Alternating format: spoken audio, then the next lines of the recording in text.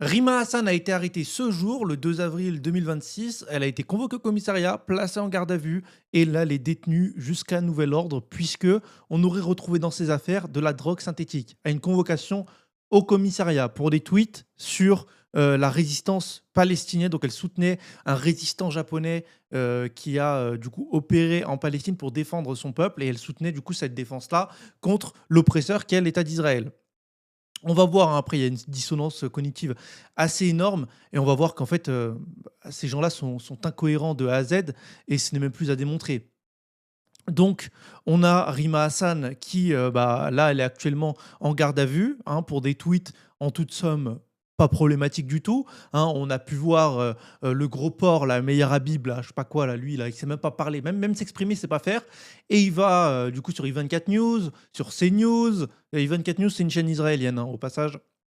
Donc pour dire que, bah, les enfants, bah, c'est normal de les tuer les enfants, mais attendez, les enfants, ils sont en train de faire de la résistance, ils nous laissent pas passer. Regarde, il y a un enfant qui se met devant une porte d'entrée, il nous laisse pas rentrer, il faut l'exécuter. Pourquoi le pousser? On va pas le toucher, peut-être qu'il a une bombe sur lui. Bah, voilà, il dit des propos comme ça, donc on a un Meir Habib qui justifie du coup ces massacres d'enfants qui pour lui sont, bah, un sacrifice honorable pour le peuple israélien.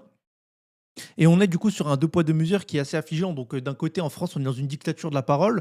La France n'est plus le pays des Lumières. La France n'est plus le pays de la liberté d'expression. On est bien loin de ça. Par contre, quand c'est pour avoir le droit au blasphème sur l'islam, là, ça y va. Là, ça y va. Mais quand il y a un deux poids deux mesures sur un État et pas un autre, là, plus personne parle, hein. On a Rima Hassan qui est carrément en garde à vue et ils ont retrouvé de la drogue. Enfin, vous vous rendez compte? Là, on est sur une manigance telle, genre, on vous montre à ciel ouvert qu'en fait, ces Israéliens-là sont malades et peuvent vous faire tomber un à un. Donc, c'est des sionistes, donc c'est une mentalité très bridée. Je vois même mes propos, je dois les brider encore plus, vu que peut-être que je vais me faire mettre en garde à vue suite à ces propos-là.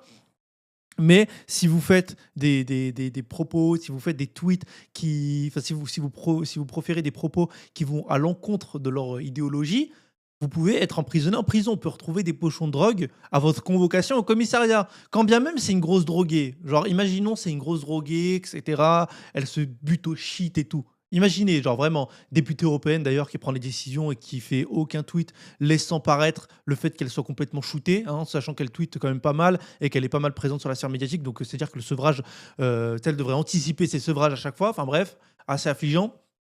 Et donc, on aurait une Rima Hassan qui est complètement, selon l'État, hein, complètement droguée, shootée au cannabis ou je ne sais quelle drogue. Enfin, je connais pas trop les drogues, mais bref, vous avez capté. Shootée au truc. D'ailleurs, moi, si je me fais arrêter, on retrouve la drogue, c'est impossible.